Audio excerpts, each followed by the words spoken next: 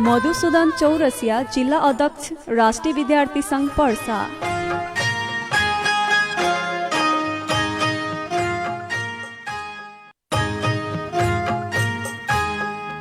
हिंदू धर्मावलंबी लोग के महान पर्व छठ पूजा की पावन अवसर में हमनी के संपूर्ण विज्ञापन दाता श्रोता वर्ग आ शुभ चिंतक में हार्दिक मंगलमय शुभकामना व्यक्त करत बानी सन। रेडियो सान्वी 96.4 मेगाहर्ज संपूर्ण परिवार।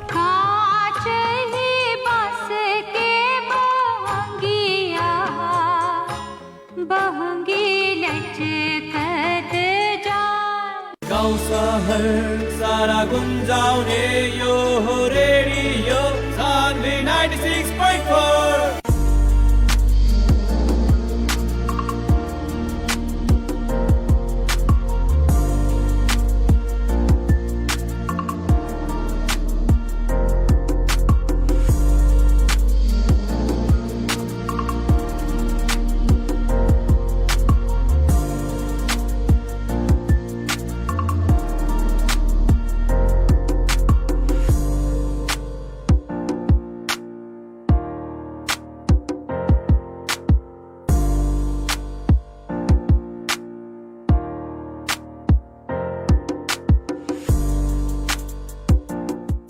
नमस्कार, तपाईले सुन्दै हुनुहुन्छ रेडियो सान्वी 96.4 मेगाहर्ज र कार्यक्रम डक्टर्स क्लिनिकको साथमा हामी उपस्थित भइसकेका छौँ। कार्यक्रम डक्टर्स क्लिनिकमा हामी स्वास्थ्य समस्याको छलफल, स्वास्थ्य समस्याको समाधान, स्वास्थ्य सन्देश र स्वास्थ्य विज्ञसँग कुराकानी गर्ने गर्छौँ।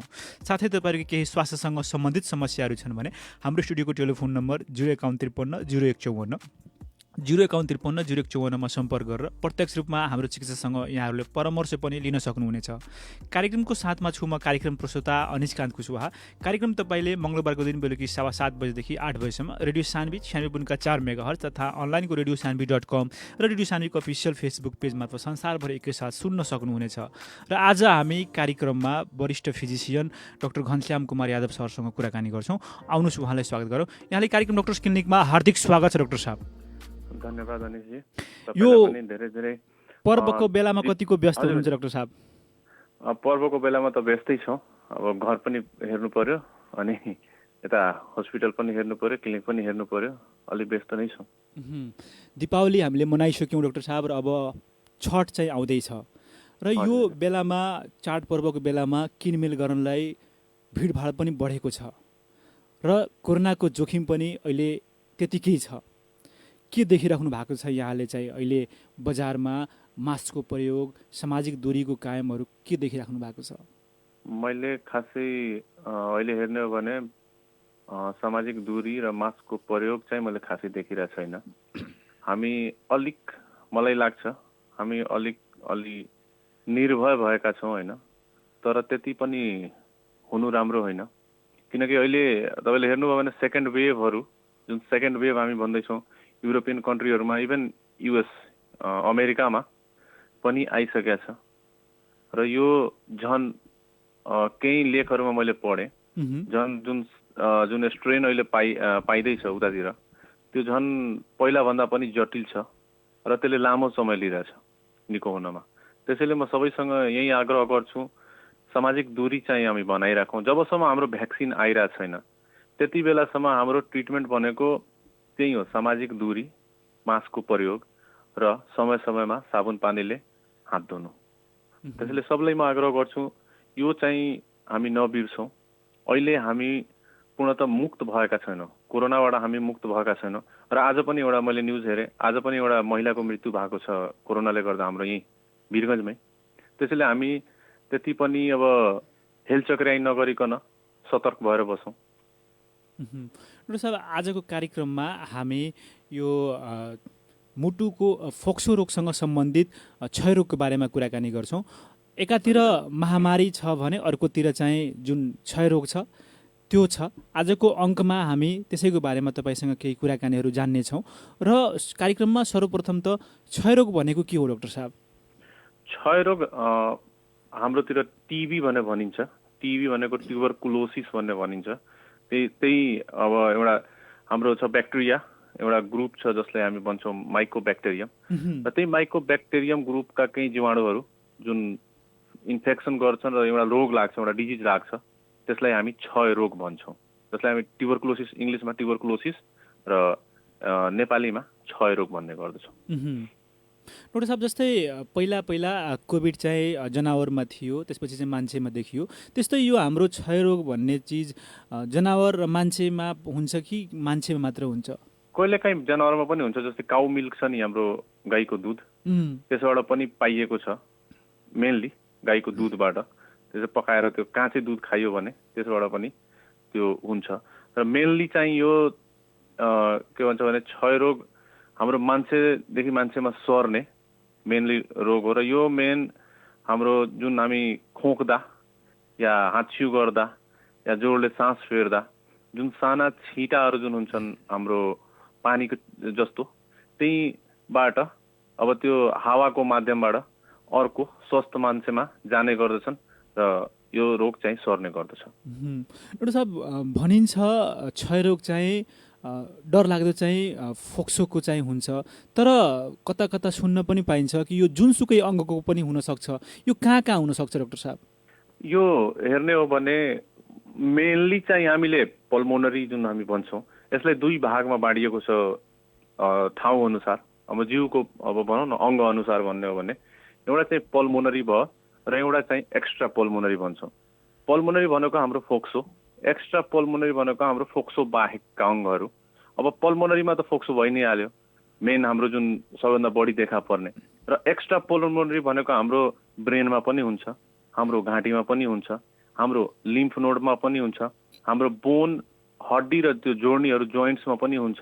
यो हाम्रो तपाईँको अब महिलाहरूको जुन पाठेघर छ त्यसमा पनि हुन्छ, यो पेटमा पनि हुने गर्दछ, यो छालामा पनि हुन्छ। यसो तपाईँले भन्दै गर्दाखेरि त यो धेरै अङ्गहरूमा हुने रहेछ डाक्टर साहब, तर आजको कार्यक्रममा हामी फोक्सोमा हुने जुन क्षयरोग छ त्यसैको बारेमा कुराकानी गर्छौँ। र अब भने हामी जुन टिबी लाग्छ, त्यो टिबी लागिसकेपछि यसको लक्षणको आधारमा कसरी छुट्याउने कि यो हामीले टिबी भएको छ? सुरुमा सबभन्दा पहिला हेर्ने हो भने यसमा तपाईँको लो ग्रेड, सबभन्दा पहिला त फोक्सोको यदि छ, फोक्सोको लागेको छ भने हामीले सबभन्दा पहिला हेर्नु पर्यो खोकी। खोकी तपाईँको सुक्खा पनि हुनसक्छ र खखार त्यो आउने गरी जुन हामी भन्छौँ प्रोडक्टिभ र नन प्रोडक्टिभ, त्यो अब खखार आउने खोकी पनि हुनसक्छ र सुक्खा खोकी पनि हुनसक्छ। र यो खोकीको ड्युरेसन अनुसार हेर्नु हो, यदि 2 हप्ताभन्दा बढी लगातार खोकी आइरहेछ भने त्यसमा हामी क्षयरोग हुन सक्ने सम्भावना हुनसक्छ है। अब त्यसपछि के हुन्छ भने बेलुका चाहिँ ज्वरो आउनु, अनि ज्वरो चाहिँ क्षयरोगको ज्वरो चाहिँ के हुन्छ भने कम लो ग्रेड फिभर हामी भन्छौँ, कम तापमानको त्यो हुन्छ। र रेयरली कहिलेकाहीँ मात्रै हाई ग्रेड फिभर भने उच्च तापमानको ज्वरो आउने गर्छ। र त्यसपछि के हुन्छ भने बेलुका या सुत्ने बेला पसिना आउनु, त्यो भयो। त्यसपछि कहिलेकाहीँ खखारमा रगत आउनु, त्यसपछि के हुन्छ भने थकावट लाग्नु, अनि त्यसपछि तपाईँको भोक कम लाग्नु। र यो थकावट लाग्दै जाँदा, भोक कम लाग्दै जाँदा मान्छे कम खाँदै जान्छ, त्यसले गर्दा एउटा प्रोलङ ड्युरेसनमा भन्नाले एउटा लङ टाइममा हेर्ने हो भने तौल पनि हाम्रो घट्छ, त्यो पनि हुन्छ। कहिलेकाहीँ रक्त अल्पता जुन हामी एनेमिया भन्ने गर्छौँ त्यो पनि हुने गर्दछ। डाक्टर साहब, यो लक्षण भन्दा पनि पृथक अवस्थामा भेट्न सक्छ कि सकिँदैन? अपरझट 1-2 दिनको खोकीमा पनि कहिलेकाहीँ हुनसक्छ कि सक्दैन यो? अब 1-2 दिनको खोकीमा सामान्यतः हेर्ने हो भने हाम्रो 5 देखि 7 दिनसम्म त हाम्रो नर्मल खोकी भयो भने त्यो गइहाल्छ होइन। तर यो चाहिँ खोकी 1-2 दिनको खोकीमा चाहिँ यो अपरझट देखा पर्दैन, त्यहाँ लङ टर्मको खोकी हुन्छ नै होइन। पल्मोनरी यदि फोक्सोको टिबी क्षयरोग हेर्ने हो भने। डाक्टर साहब, यो लक्षणको आधारमा त एउटा शङ्का गर्ने ठाउँ हो। अब यसलाई ठम्याउनलाई चाहिँ कसरी ठम्याउन सकिन्छ कि यो टिबी नै हो त? अब यसलाई ठम्याउने हो भने यसको पनि विभिन्न क्याटेगोरीहरू छन्। सबभन्दा पहिला त अब एउटा हुन्छ हामी क्लिनिकली भन्छौँ, क्लिनिकली डायग्नोस्ड, एउटा हुन्छ हामी ब्याक्टेरियोलोजिकली डायग्नोस्ड। ब्याक्टेरियोलोजिकली डायग्नोस्डमा हामी के हुन्छ भने हामी हेर्छौँ, खखारको जाँच गर्छौँ। त्यो खखारमा पनि हामीले एएफबी गर्ने गरेछौँ होइन, एसिड फास्ट बेसिलाइजन गर्छौँ, त्यो गर्ने गर्छौँ जुन हामी भन्छौँ डाइरेक्ट स्मियर तपाईँको माइक्रोस्कोपी, जुनमा हामी माइक्रोस्कोपमा हामी टिबीको जुन छ त्यो कीटाणु चाहिँ हेर्ने गर्छौँ। अर्को भयो तपाईँको यसैमा जिन एक्सपर्ट पनि छ।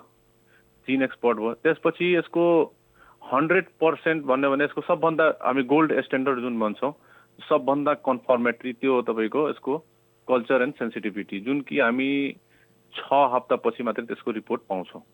अर्को भइहाल्यो तपाईँको अब एउटा रेडियोलोजिकली जाने हो भने हामी एक्सरे गर्छौँ, छातीको एक्सरे, त्यसमा पनि हामीले भेट्ने गर्दछौँ।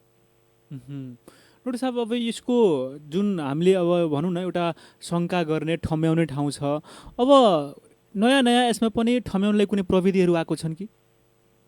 अब नयाँ त त्यही अब हामी जुन स्मियरहरू गरिरहेछौँ, एउटा जिन एक्सपर्ट पहिला हामीसँग थियो, जिन एक्सपर्ट पनि अहिले आएको छ।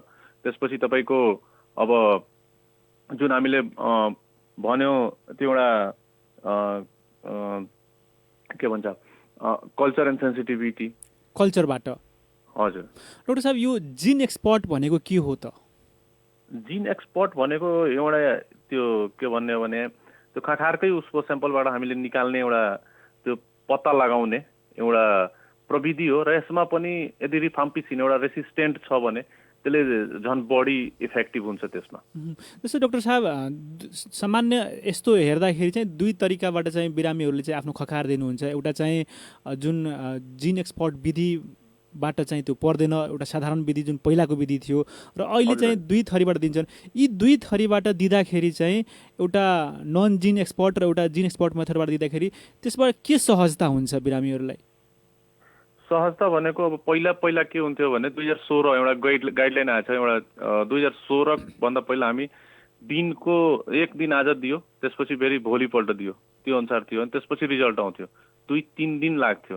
तर यसमा त्यो नन जिन एक्सपर्टवाला हामी जुन एएफबी वाला जुन भन्दैछौँ, तर अहिले के भएको छ भने एक दिनमा तपाईँले 1 घन्टाको अन्तरालमा दुईटै स्याम्पल दिन सक्नुहुन्छ।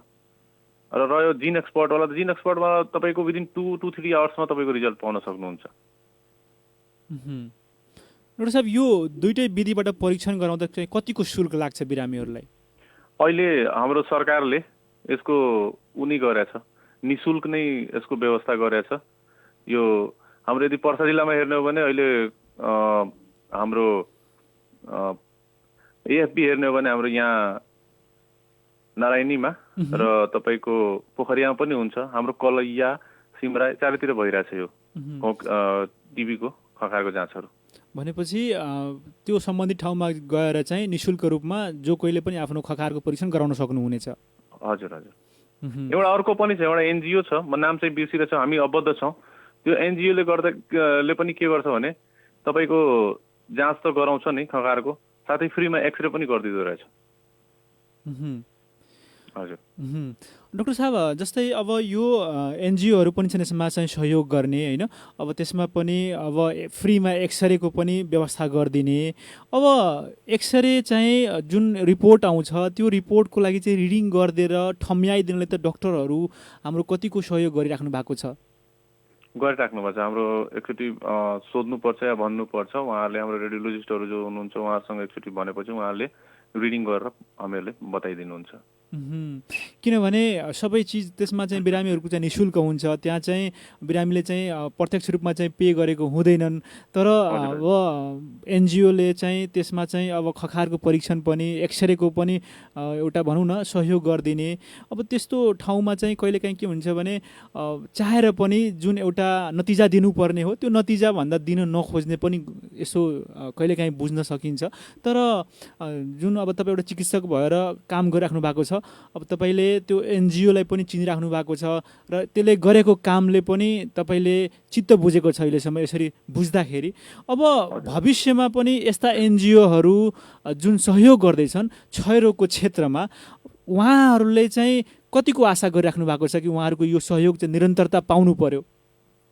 उहाँहरूको सहयोगको त निरन्तरता हामीलाई चाहियो नै।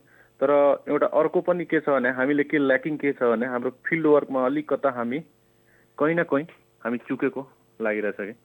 यसको सबभन्दा अब क्षयरोगकै हेर्नु हो भने क्षयरोगको मैले 3वटा मेन फ्याक्टर हेरेको छु। एउटा त सबभन्दा पहिला जनचेतना, हाम्रो ग्राउन्ड लेभलबाट भनौँ न ग्रास लेभलबाट हामीलाई जनचेतना हुनु पर्यो, मान्छेले थाहा हुनु पर्यो। मैले धेरै पेसेन्ट हेरेको छु जो 4 महिनाको अन्तरालमा 4 महिना खोकी भइसकेपछि अब जस्तै मैले सोधेँ अब के भयो त, खोकी भयो, औषधि लिए, मेडिकलबाट औषधि लिए, खाएँ, 4 दिनको खाएँ, 4 दिनको फेरि अलिकता निको भयो, फेरि यस्तै गर्ने होइन। तर अब 3 चोटि 4 चोटि एन्टिबायोटिक नै खानुभयो, अब 2 वटा 4 वटा एन्टिबायोटिक, त्यो पनि अलि मिसयुज नै भयो। त्यो खाएँ अनि त्यसपछि 4 महिनापछि आएँ, धेरै सिकिस्त भएर आएँ, त्यस्तो पनि मैले पाएको छु। तर यसले गर्दा के हो भने हाम्रो जनचेतनाको कमी, मेनली त जनचेतनाको कमी नै भयो। अनि यसले गर्दा एउटा अर्को के हो भने एन्टिबायोटिकको मिसयुज पनि भयो त्यहाँ। डाक्टर साहब, जस्तै ग्रासरुट लेभलमा चाहिँ क्षयरोगको लागि चाहिँ विभिन्न व्यवस्थाहरू पनि नेपाल सरकारले गरेका छन्। स्वास्थ्य चौकीहरूमा व्यवस्था गरिएको छ। शङ्का लगेको ठाउँमा चाहिँ माथिल्लो निकायमा प्रेसन पनि सजिलै गरिन्छ। अब कहिलेकाहीँ त्यो रोग लुकाउने पनि प्रवृत्तिहरू चाहिँ देखिन्छ। किन होला डाक्टर साहब? जस्तै कसैले चाहिँ क्षयरोग लागेको छ भने चाहिँ लुकाउने पनि प्रवृत्ति भेटिहाल्यो भने, देखिहाल्यो भने मलाई एउटा घृणाको पात्र पनि सोचिन्छ कि जस्तो कुराहरू पनि आइरहेको छ। के भेट्नु भएको छ अहिलेसम्म? यस्तै के छ भने अब एकजनासँग मैले आउनुभएको थियो, एकजनासँग सोद्धा तपाईँले किन यस्तो गर्नु भएन या भन्नु भएन कसैले, उहाँको भनाइ के थियो भने मान्छेहरूले हेला गर्ला कि, मलाई आफूसँग कुरा गर्न नदेला कि, भेट्न नदेला कि। अब त्यसले गर्दा उहाँले लुकाउनु भयो। अब त्यो लुकाउँदा त्यो टाइममा के हो भने यो त फेरि सरुवा रोग हो। यसले त फेरि अब तपाईँले घृणा गर्नुभयो या हेला गर्नुभयो या त्यसलाई बोल्नै छोड्नुभयो या हेरचाह नै गर्न छोड्नुभयो भने अब त्यसले त फेरि अरूलाई सार्ला नि त।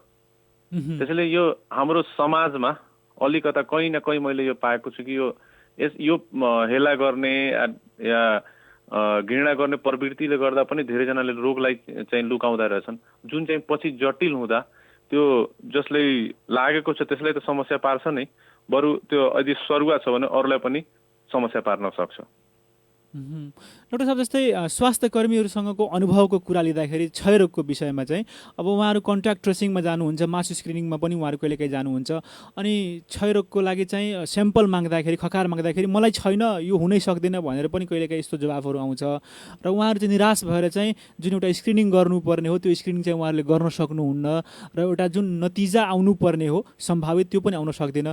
त्यो स्वास्थ्य कर्मीहरूको लागि चाहिँ के भन्न चाहनुहुन्छ? उहाँसँग मेरो पनि उहाँहरूसँग कन्ट्याक्ट यस्तो कुरा भइ नै रहेको हुन्छ, किनकि हामी यहाँबाट पठाउँदा त अब डट्स जुन हाम्रो नेपाल सरकारले जुन डट सेवाबाट जुन औषधि जुन फ्रीमा पठाइरहेछ त्यो हाम्रो कुरा भइरहेको हुन्छ। जस्तै महुवनमा भयो या पोखरियामै भयो या रौतहटतिरै भयो या बारा जिल्लामै भयो, हाम्रो अब ठाउँ जहाँ यो दिइरहेछ। अब हाम्रो पेसेन्टहरू गएपछि मैले चाहिँ के गर्ने गरेको छु भने डाइरेक्ट चाहिँ त्यहाँ जानुहोस्, तपाईँ मलाई फोन गर्नुहोस्, म उहाँको स्वास्थ्य कर्मीसँग कुरा गर्छु भनेर मैले यस्तो गर्ने गरेको छु। अब कुरा गर्दा उहाँहरूले पनि यो भन्नुहुन्छ कि कहिलेकाहीँ फोन गर्दा चाहे कहिलेकाहीँ उहाँहरूले नै फोन गर्नुहुन्छ, भन्नुहुन्छ कि अब मान्छे नै उ गरिदिन्छ, कहिलेकाहीँ डिस्कन्टिन्यू पनि गर्ने गरेका छन्। यो कतिचोटि सुन्ने गरेका छौँ, डिस्कन्टिन्यू गरिदिने। अब जस्तै 3-4 दिन अगाडिको कुरा हो, एउटा आउनुभयो अनि किन खानु भएन त, मलाई त यो भयो, बच्चाले पठाइदिएको थियो, औषधि लिएर आयो, उसले मलाई बताएन। अब बच्चालाई पठाएर त्यहाँ त हुँदैन नि, जसलाई रोग लागेको छ त्यो पनि जानु पर्यो। अब त्यसमा स्वास्थ्य कर्मीले त आफ्नो काम गरिराख्नु भएको छ, हो कि होइन? अब तपाईँ अब बच्चाले पठाइदिनुहुन्छ आफ्नो, अब बच्चालाई के थाहा कि अब पेपर पनि छैन या तपाईँसँग अरू पेपर पनि दिनु भएन, त्यसले गर्दा पनि धेरै गाह्रो भइरहेछ क्या स्वास्थ्य कर्मीलाई। अब मेन अर्को कुरा के हो भने हामीले अब उहाँहरूले पनि स्याम्पल कलेक्सन गर्न जाँदा अब ढाँट्ने, धेरैजनाले ढाँट्नुहुन्छ, मलाई छैन या मलाई ऊ छैन, अनि पछि त्यही सिकिस्त भएर उहाँहरू आउनुहुन्छ। यो पनि धेरै पटक देखिएको छ, त्यो पनि राम्रो कुरा होइन। हाम्रो जो स्वास्थ्य कर्मीहरू ग्रासरुट लेभलबाट या तपाईँको गाउँमा या टोलमा खटिराख्नु भएको छ, उहाँको मेन अब उहाँको जुन एफर्ट लगाइराख्नु भएको छ त्यसको लागि त्यो पनि अलिकता रेस्पेक्ट गरेर उहाँहरूले पनि सहयोग गरिदिनु पर्यो आफ्नो तर्फबाट, अनि मात्रै यो रोगको उन्मूलन सम्भव छैन भने यदि लुकायो भने सम्भव छैन। आदरणीय श्रोताहरू, कार्यक्रम यो डक्टर्स क्लिनिक र यतिखेर अब कार्यक्रममा समय भएको छ एउटा छोटो व्यापारिक विश्रामको। सुन्दै गर्नुहोला रेडियो सानविज 96.4 मेगाहर्ज।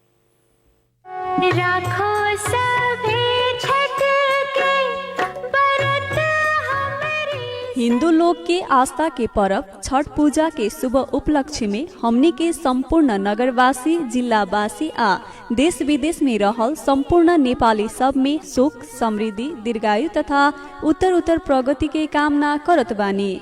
साथ ही छठी माई अपने के हरेक इच्छा आकांक्षा पूरा करस।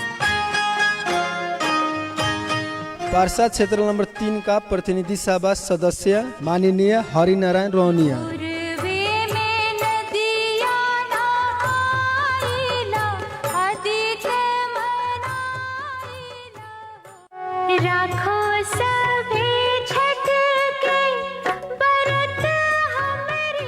हिंदू धर्मावलंबी सबके महान पवनी छठ पूजा के उपलक्ष्य में समस्त देशवासी में सुख, समृद्धि, दीर्घायु तथा उत्तर प्रगति के कामना करत बानी।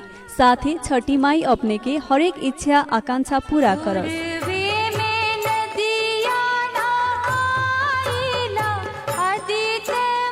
मधुसूदन चौरसिया, जिला अध्यक्ष, राष्ट्रीय विद्यार्थी संघ पर्सा।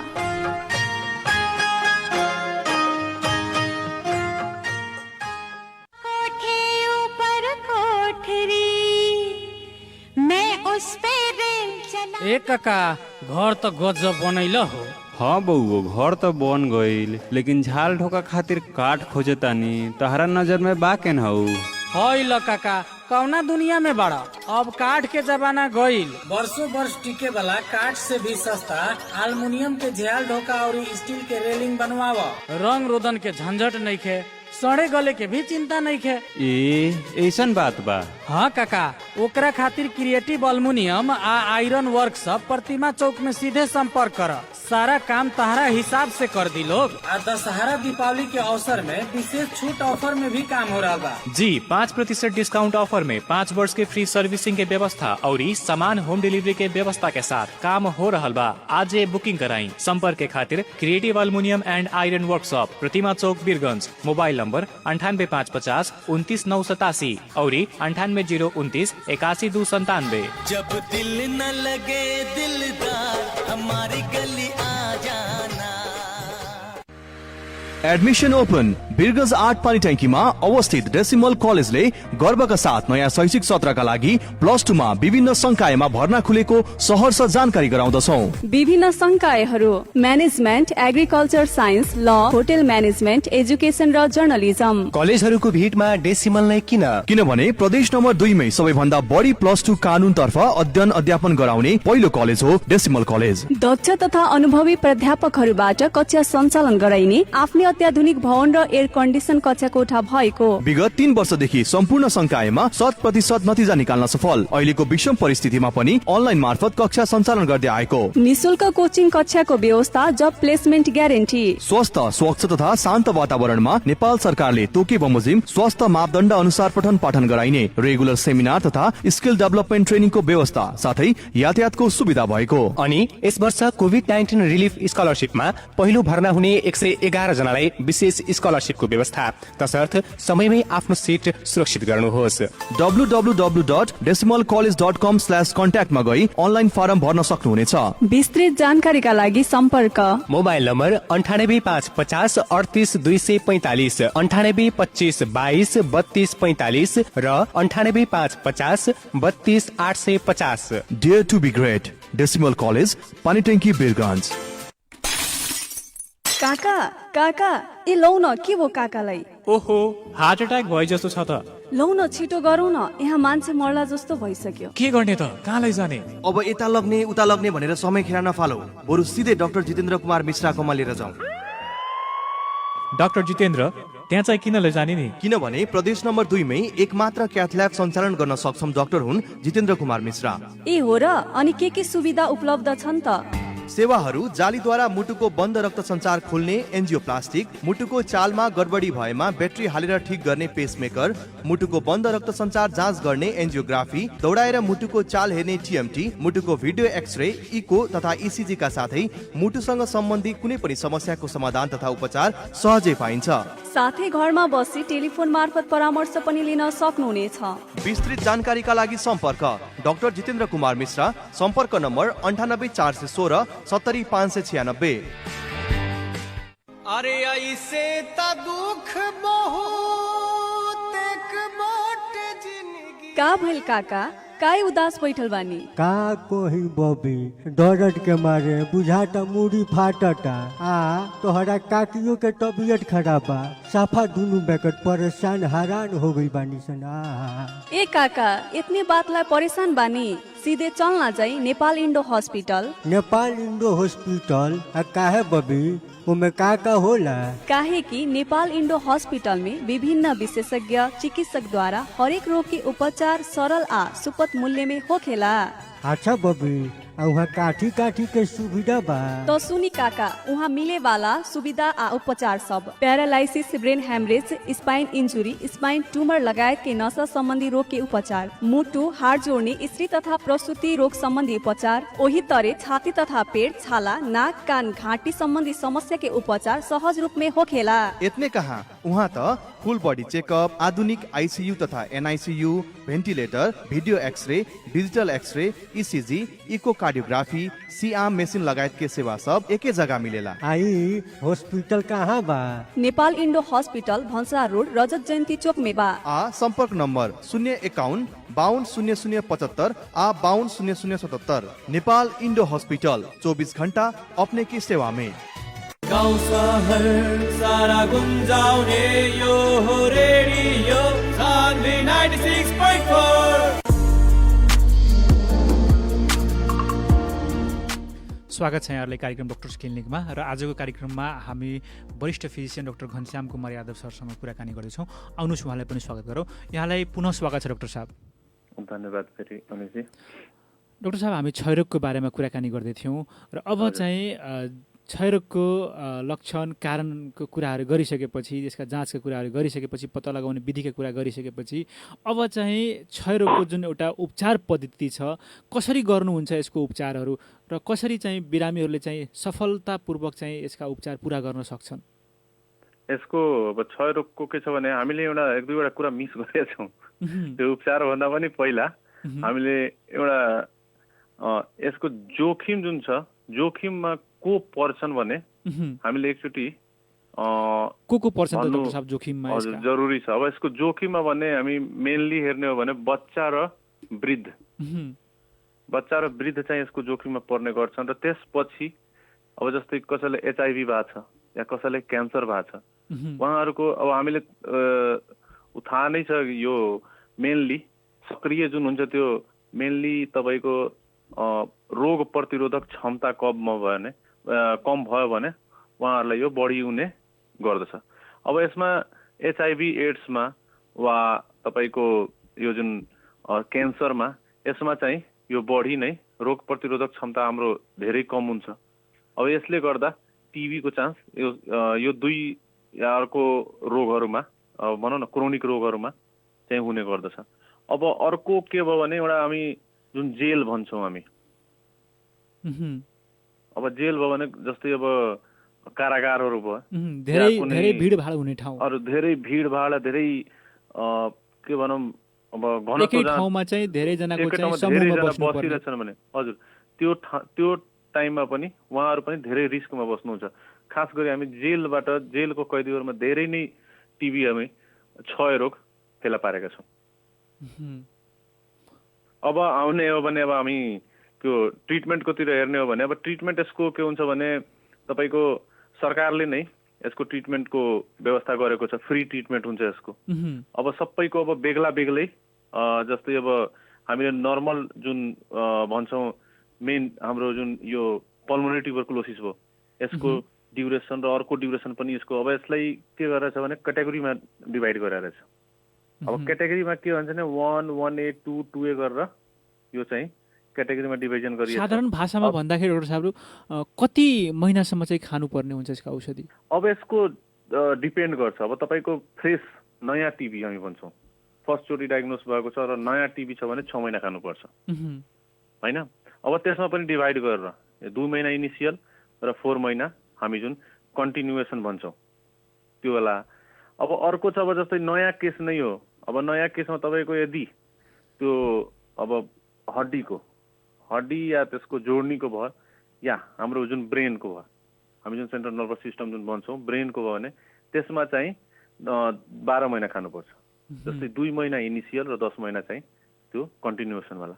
अब फेरि यो त भयो हाम्रो नयाँ केसहरूको। अब ठिक त्यस्तै छ अर्को। अब त्यसमा पनि तपाईँको धेरै अब हुन्छ जस्तै रिल्याप्स हामी भन्छौँ। रिल्याप्स भनेको टिबी पहिला थियो, ट्रिटमेन्ट भयो, तर फेरि चाहिँ टिबी आयो, त्यो भयो। या ट्रिटमेन्ट आफ्टर फेलियर भन्छौँ। जस्तै अब ट्रिटमेन्ट भएछ तर ट्रिटमेन्ट चाहिँ कम्प्लिट भएको छैन, होइन, त्यो भयो। अब अर्को आउँछ treatment after loss to follow up. अब जस्तै ट्रिटमेन्ट भइरहेछ, जस्तै हामी ट्रिटमेन्ट गर्ने बेला हामी स्पुटमको जाँच गर्छौँ, खाखारको जाँच गर्छौँ तपाईँको 2 महिनाको एन्डमा, 5 महिनाको एन्डमा र 6 महिनाको एन्डमा। अब त्यस्तो चाहिँ लास्टमा फलोअप नै गरेको छैन। अब खाखार पोजिटिभ आयो कि नेगेटिभ आयो थाहा हुँदैन नि त। अब त्यो अवस्थामा फेरि यदि टिबी भएको छ भने कसैले फेरि त्यही लक्षणहरू देखायो भने त्यो त हामी अब लस टु फलोअप भन्छौँ। अब त्यसमा अब यस्तो कन्डिसनहरू आयो भने त्यसमा हामीले के गर्ने गर्छौँ भने अब फेरि सुरुमा अब तपाईँको एउटा एस्ट्रेप्टोमाइसिन भन्ने छ, त्यो इन्जेक्टेबल ड्रग हो, त्यो चाहिँ एड गर्ने गर्छौँ। र यो चाहिँ फेरि त्यस्तै 8 महिना यो गर्ने गर्छौँ तपाईँको सिएनएस र त्यो तपाईँको बोन र जोइन्टको बाहेकवाला। अब बोन र जोइन्टमा फेरि भएको छ भने यसलाई पनि हामी फेरि 12 महिना गर्ने गर्छौँ। डक्टर साहब, यो लामो समयसम्म औषधि खानु पर्दाखेरि चाहिँ यसमा चाहिँ के जोखिमहरू चाहिँ आउन सक्छ? औषधिको चाहिँ एउटा हुन्छ नि प्रतिकूल असरहरू चाहिँ के देखिन सकिन्छ? अब औषधिको तपाईँको छ भने अब जस्तै अब हामी रिफाम्पिसिन नै आउन ड्रग बाई ड्रग जाने हो भने रिफाम्पिसिन एउटा हाम्रो औषधि छ। रिफाम्पिसिन खाँदा कहिलेकाहीँ फिभर, हड्डीमा पेन, हाम्रो जस्तै बोन पेन भन्छौँ, या थकावट जस्तो बडी मलेज जुन भन्छौँ त्यो हुन सक्छ। र कहिलेकाहीँ त्यसले गर्दा तपाईँको पिसाउ चाहिँ रातो ओरेन्ज कलरको हुनसक्छ। यो चाहिँ हामीले फेला पनि परेका छौँ। पेसेन्टहरूले कम्प्लेन गर्नुहुन्छ या आएर भन्नुहुन्छ कि मलाई त मेरो त पिसाउ नै रातो भइरहेछ। र त्यसमा तर्सिने कुरा केही होइन, यो रिफाम्पिसिनले गर्दा भएको हो, त्यो बिस्तारै बिस्तारै ठिक भइहाल्छ, त्यसमा त्यो हुँदैन। अब अर्को आयो तपाईँको आइसोनाइजेड छ, हामी यसले पेरिफेरल न्युरोप्याथी हुन्छ। अब जस्तै पाइरिजिनामाइड छ, यसले गर्दा जोइन्ट पेन हुन्छ किनकि यसमा तपाईँको युरिक एसिड बढिहाल्छ। अब हाइपर युरिसेमिया हुन्छ। अब तपाईँको यो पाइरिजिनामाइडले गर्दा यसको साइड इफेक्ट जुन कि हामीले अब औषधिको साइड इफेक्ट सँगसँगै डाक्टर साहब यसको चाहिँ नछोडिकन यसको सँगसँगै चाहिँ अरू थप औषधिहरू गरेर पनि यसलाई लिएर जानुपर्ने हुन्छ कि साइड इफेक्ट देखियो भने छोड्नु पर्ने हुन्छ? होइन होइन, यदि अब तपाईँको पाइरिजिनामाइडले गर्दा अब जोइन्ट पेनहरू यस्तो भयो भने हामीले खास गरेर त्यो जुन पेन किलरहरू छ, जस्तै अब हामी भन्छौँ नि non steroidal anti inflammatory drugs या एस्पिरिनहरू भयो, त्यो हामी लिन सक्छौँ। अब आइसोनाइजाइडले त्यस्तो भइरहेछ, पेरिफेरल न्युरोप्याथी भएको छैन, हामी पाइरोडक्सिन लिन सक्छौँ। अब रिफाम्पिसिन छ भने त्यो जुन तपाईँको मैले भने नि त्यो के भन्छ जुन रातो कलरको पिसाव आयो भने हामीले त्यसलाई पेसेन्टलाई एस्योर गर्ने, हामी उहाँले सम्झाउने कि यो आउँछ, यसमा घबराउनु पर्दैन। अब मेन काउन्सिलिङ गर्ने यसमा र सकेसम्म चाहिँ नजदिकको गएर स्वास्थ्य चौकी अथवा चाहिँ स्वास्थ्य कर्मीको सल्लाह चाहिँ लिनुपर्ने हुन्छ।